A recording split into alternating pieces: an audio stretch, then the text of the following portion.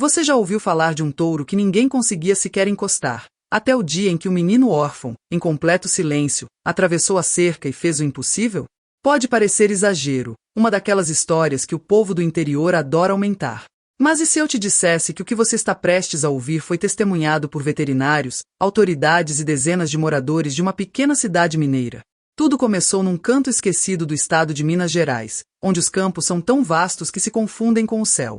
Era ali, no coração da fazenda Santa Helena, que vivia Relâmpago, um touro Nelore imenso, de 800 quilos, que deixava até os peões mais experientes com os joelhos trêmulos.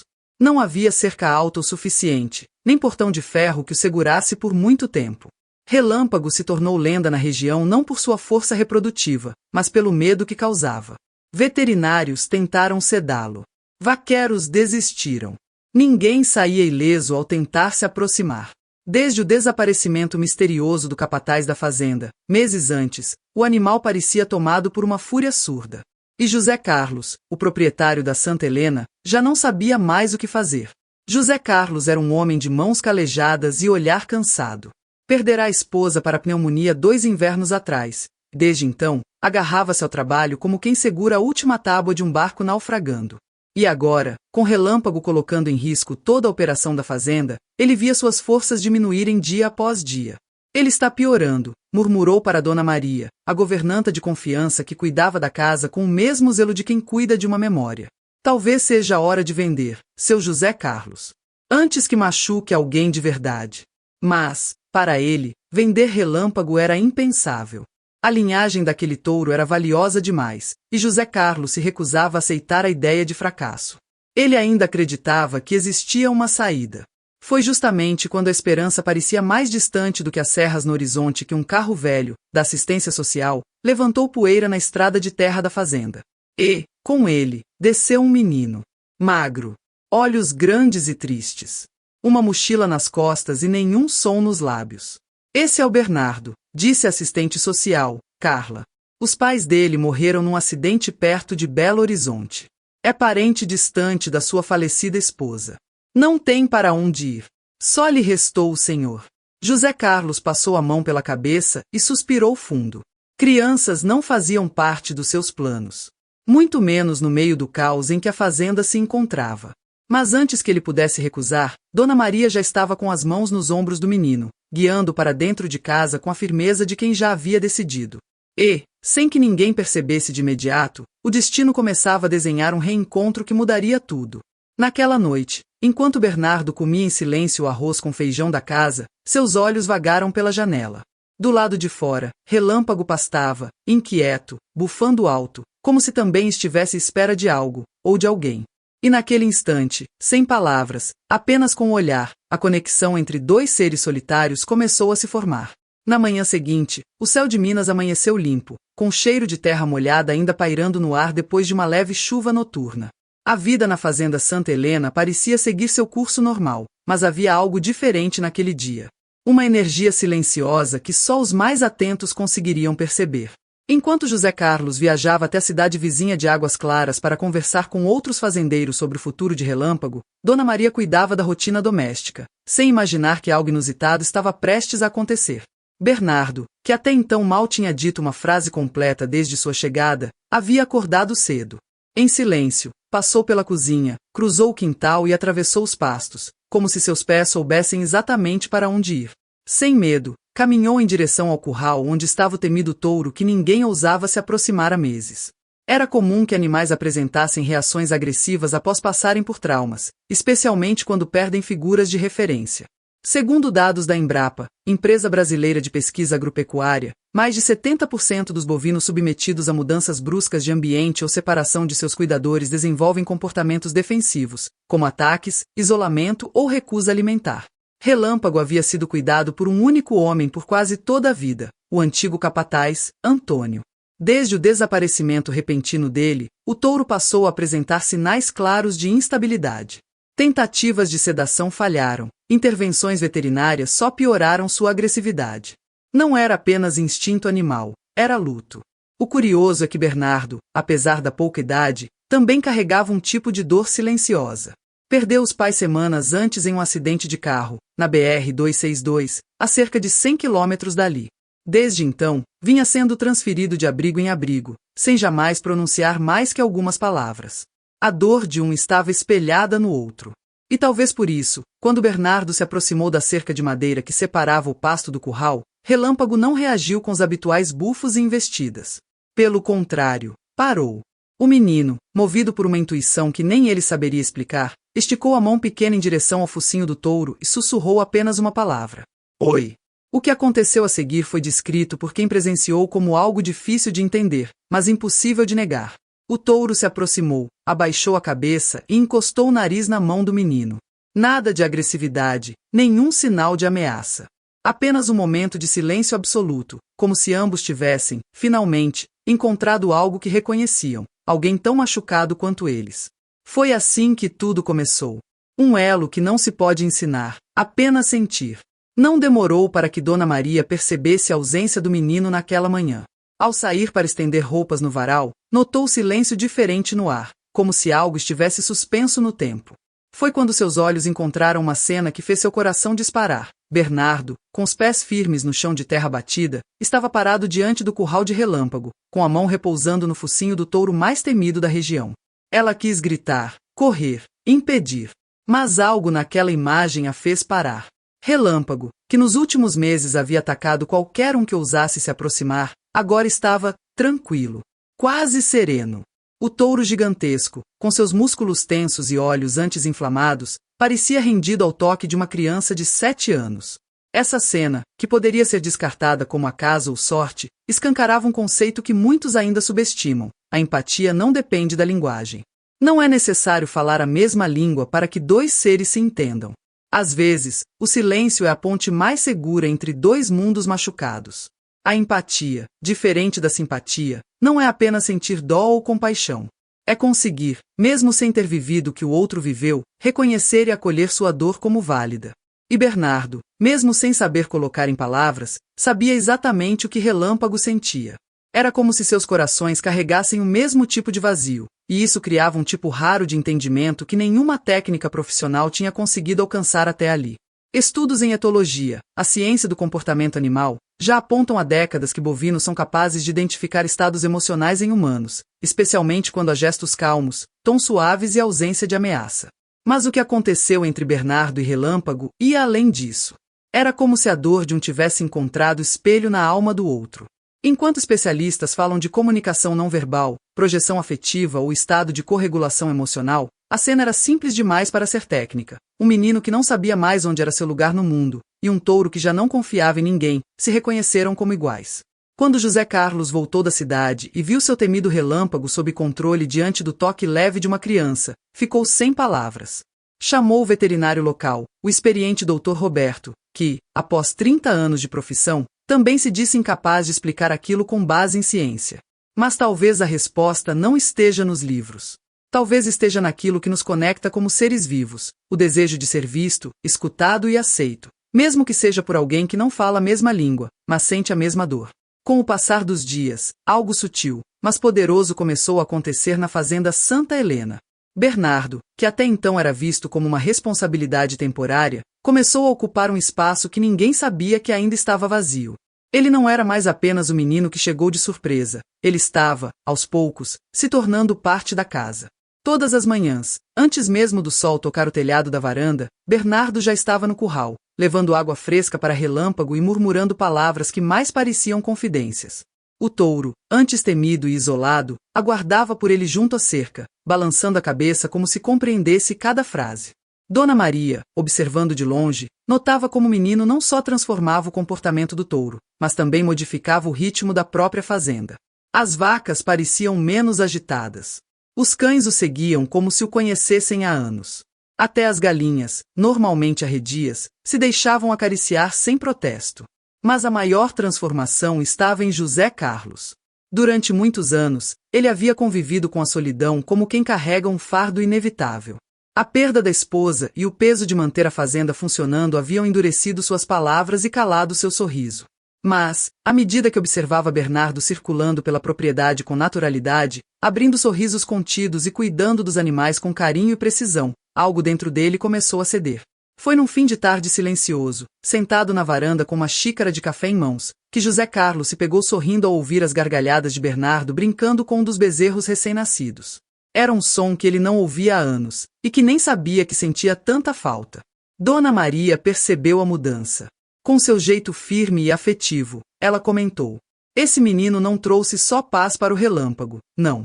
Trouxe vida para essa casa." A fala dela era verdadeira. A presença de Bernardo estava costurando os pedaços soltos da rotina, devolvendo cor a um lugar que já havia se acostumado com o silêncio. Pesquisas da Unicef mostram que crianças que perdem os pais em idade precoce enfrentam um risco até 60% maior de desenvolverem transtornos de ansiedade e dificuldades de adaptação, especialmente quando não são inseridas rapidamente em ambientes afetivos. Mas ali, naquela fazenda de chão batido e alma generosa, Bernardo parecia ter encontrado mais do que abrigo, ele havia encontrado raízes. E isso era perceptível nos pequenos gestos, no jeito como ele sabia onde estavam os talheres na cozinha, na forma como chamava José Carlos de senhorzinho com afeto, ou quando se oferecia para ajudar na ordenha sem ninguém pedir. Era como se, sem avisar, a fazenda tivesse deixado de ser apenas terra e voltado a ser lar. Com o tempo, a história de Bernardo e Relâmpago ultrapassou os limites da fazenda Santa Helena. O que antes era apenas um comentário curioso nos bares de Águas Claras passou a ser notícia em rádios do interior e, logo, tema de matérias na internet. A imagem do menino franzino acariciando um touro antes considerado selvagem gerava espanto e admiração. Mas, com a visibilidade, vieram também os questionamentos. Alguns viam aquilo como milagre. Outros, como farsa. Veterinários de outras cidades, especialistas em comportamento animal e até autoridades estaduais começaram a se interessar e a duvidar. Foi quando José Carlos recebeu um telefonema da Universidade Federal de Minas Gerais. Um psicólogo especializado em comportamento animal, Dr. Marcos Andrade, solicitava uma visita para avaliar a situação com critérios técnicos. Esse tipo de exposição pode afetar negativamente o desenvolvimento psicológico de uma criança, disse ele, ao telefone, num tom distante, quase clínico. José Carlos hesitou, mas sabia que impedir a visita apenas aumentaria suspeitas. Marcou a avaliação para a semana seguinte. Quando contou a novidade a Dona Maria, ela cerrou os lábios. Esses homens de terno querem transformar sentimento em número.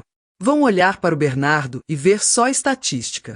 E, de fato, quando o Dr. Andrade chegou, ele não parecia disposto a ouvir. Carregava pranchetas, gravadores e uma expressão impaciente. Observou Bernardo de longe, conversou brevemente com ele, em seguida, dirigiu-se ao curral com cautela, mantendo distância do touro. Foi então que Bernardo, com a simplicidade de quem nunca aprendeu a mentir, disse: "Ele sabe que o senhor não acredita nele." Dr. Andrade franziu a testa. "É só um animal. Não entende essas coisas." Bernardo se virou para Relâmpago, que estava inquieto. "Então, mostra para ele." O que aconteceu a seguir pegou todos de surpresa. O touro, calmo até então, começou a bufar alto, bater as patas no chão e lançar investidas contra a cerca, mas apenas na direção do psicólogo. Era como se estivesse reagindo não à presença física, mas à descrença. Dr. Andrade recuou, visivelmente desconfortável. "Isso é uma coincidência. Um reflexo condicionado. Ele percebeu minha tensão, só isso." Bernardo então se aproximou do animal, tocou seu focinho e disse, baixinho: "Já passou. Ele só está com medo." Imediatamente, o touro se acalmou. Voltou ao seu pastoreio lento e indiferente, como se nada tivesse acontecido. Diante daquilo, até os mais céticos se calaram.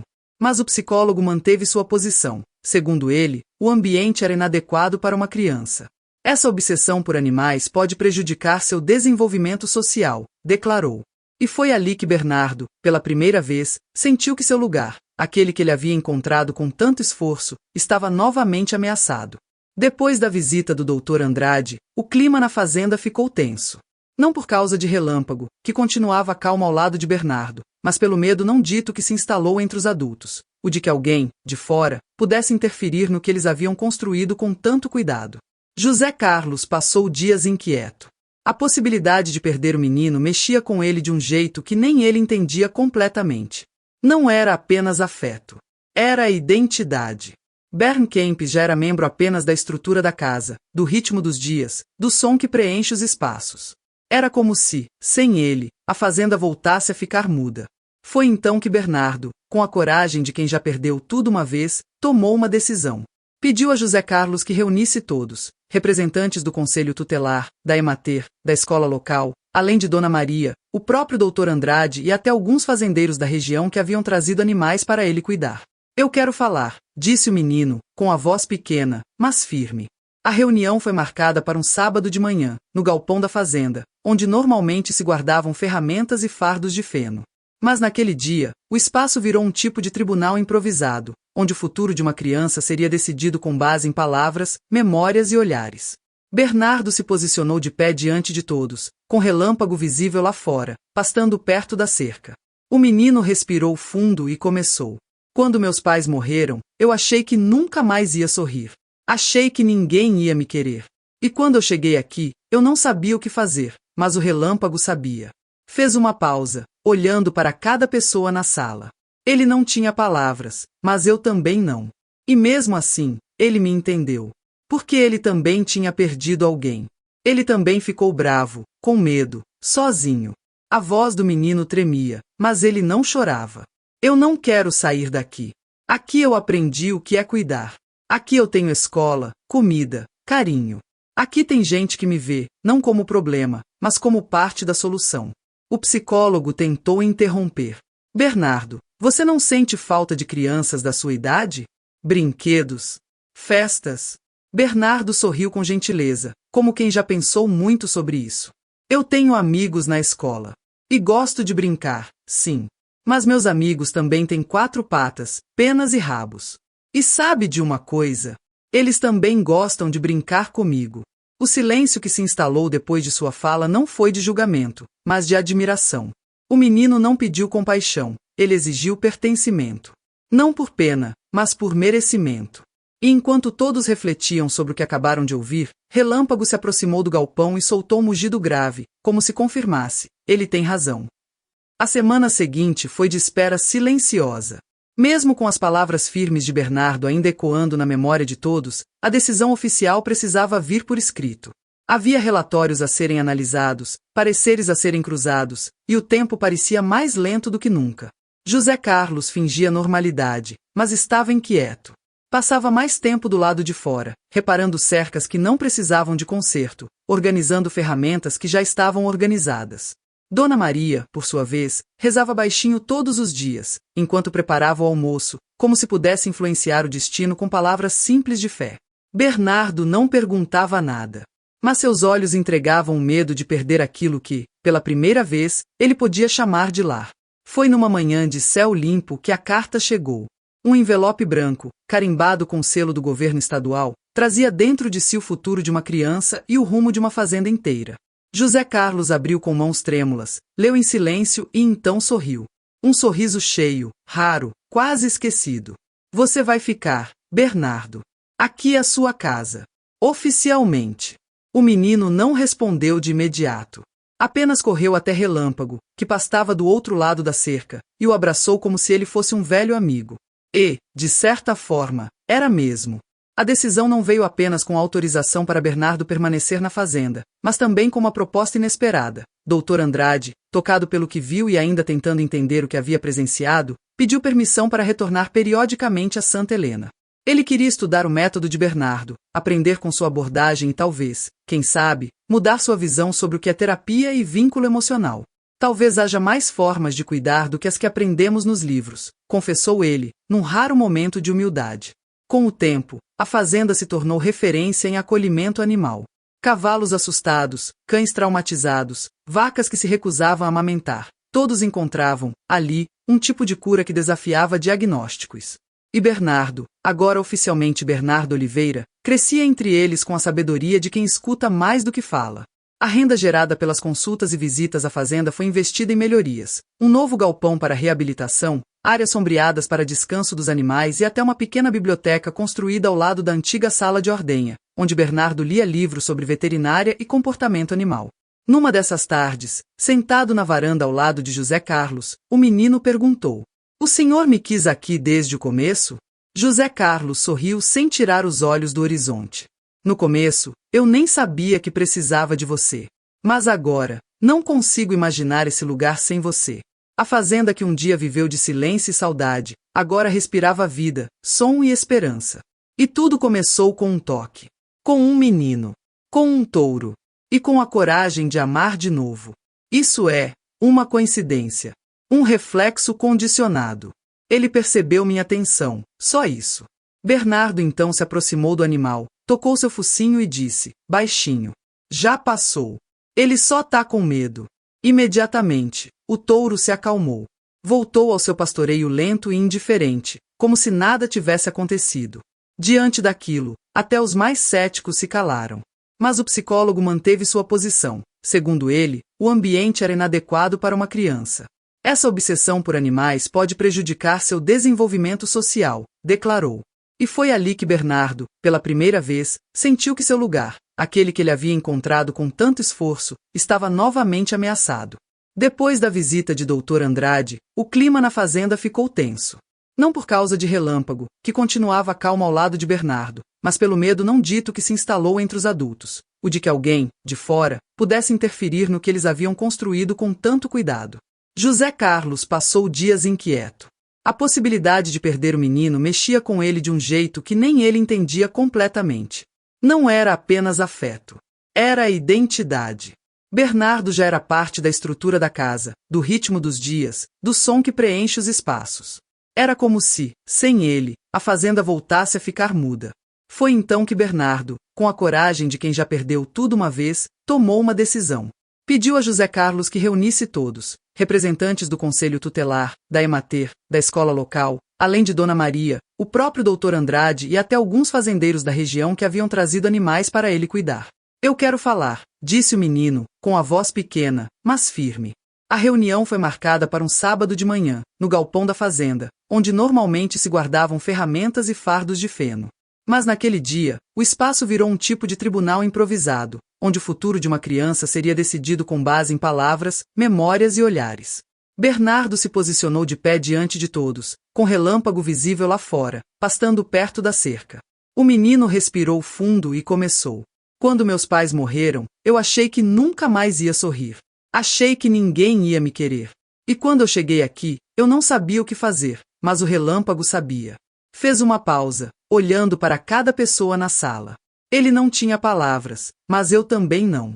E mesmo assim, ele me entendeu. Porque ele também tinha perdido alguém. Ele também ficou bravo, com medo, sozinho. A voz do menino tremia, mas ele não chorava. Eu não quero sair daqui. Aqui eu aprendi o que é cuidar. Aqui eu tenho escola, comida, carinho. Aqui tem gente que me vê, não como problema, mas como parte da solução. O psicólogo tentou interromper. Bernardo, você não sente falta de crianças da sua idade? Brinquedos? Festas? Bernardo sorriu com gentileza, como quem já pensou muito sobre isso. Eu tenho amigos na escola. E gosto de brincar, sim. Mas meus amigos também têm 4 patas, penas e rabos. E sabe de uma coisa? Eles também gostam de brincar comigo. O silêncio que se instalou depois de sua fala não foi de julgamento, mas de admiração. O menino não pediu compaixão, ele exigiu pertencimento. Não por pena, mas por merecimento. E enquanto todos refletiam sobre o que acabaram de ouvir, Relâmpago se aproximou do galpão e soltou um mugido grave, como se confirmasse, ele tem razão. A semana seguinte foi de espera silenciosa. Mesmo com as palavras firmes de Bernardo ainda ecoando na memória de todos, a decisão oficial precisava vir por escrito. Havia relatórios a serem analisados, pareceres a serem cruzados, e o tempo parecia mais lento do que nunca. José Carlos fingia normalidade, mas estava inquieto. Passava mais tempo do lado de fora, reparando cercas que não precisavam de conserto, organizando ferramentas que já estavam organizadas. Dona Maria, por sua vez, rezava baixinho todos os dias, enquanto preparava o almoço, como se pudesse influenciar o destino com palavras simples de fé. Bernardo não perguntava nada. Mas seus olhos entregavam o medo de perder aquilo que, pela primeira vez, ele podia chamar de lar. Foi numa manhã de céu limpo que a carta chegou. Um envelope branco, carimbado com o selo do governo estadual, trazia dentro de si o futuro de uma criança e o rumo de uma fazenda inteira. José Carlos abriu com mãos trêmulas, leu em silêncio, e então sorriu. Um sorriso cheio, raro, quase esquecido. Você vai ficar, Bernardo. Aqui é a sua casa. Oficialmente. O menino não respondeu de imediato. Apenas correu até Relâmpago, que pastava do outro lado da cerca, e o abraçou como se ele fosse um velho amigo. E, de certa forma, era mesmo.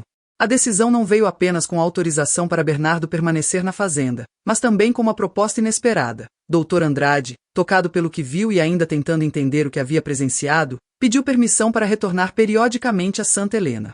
Ele queria estudar o método de Bernardo, aprender com sua abordagem e talvez, quem sabe, mudar sua visão sobre o que é terapia e vínculo emocional. Talvez haja mais formas de cuidar do que as que aprendemos nos livros, confessou ele, num raro momento de humildade. Com o tempo, a fazenda se tornou referência em acolhimento animal. Cavalos assustados, cães traumatizados, vacas que se recusavam a amamentar, todos encontravam, ali, um tipo de cura que desafiava diagnósticos. E Bernardo, agora oficialmente Bernardo Oliveira, crescia entre eles com a sabedoria de quem escuta mais do que fala. A renda gerada pelas consultas e visitas à fazenda foi investida em melhorias, um novo galpão para reabilitação, áreas sombreadas para descanso dos animais e até uma pequena biblioteca construída ao lado da antiga sala de ordenha, onde Bernardo lia livros sobre veterinária e comportamento animal. Numa dessas tardes, sentado na varanda ao lado de José Carlos, o menino perguntou: "O senhor me quis aqui desde o começo?" José Carlos sorriu sem tirar os olhos do horizonte. "No começo eu nem sabia que precisava de você. Mas agora, não consigo imaginar esse lugar sem você. A fazenda que um dia viveu de silêncio e saudade, agora respirava vida, som e esperança. E tudo começou com um toque. Com um menino. Com um touro. E com a coragem de amar de novo."